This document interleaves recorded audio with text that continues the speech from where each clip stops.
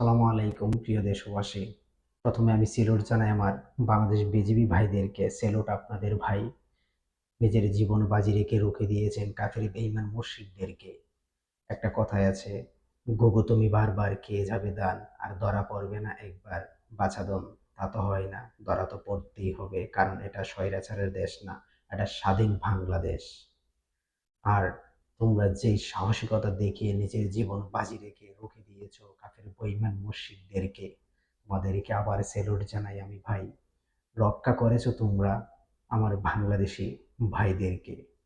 তোমরা যে সাহসিকতা দেখিয়েছো তা আজ আমরা মুগ্ধ।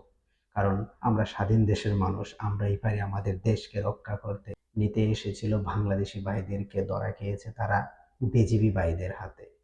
দেখুন পায়ের নিচে কিভাবে পড়ে আছে, ক্ষমা চাচ্ছে। ক্ষমা করে দাও ভাই আমাকে, আমার যে আছে ছেলে মেয়ে ইন্ডিয়াতে। প্লিজ ভাই ক্ষমা করে দাও আমাকে, আর আসবো না আপনাদের কাছে। আসসালামু আলাইকুম, ভালো থাকবেন সবাই।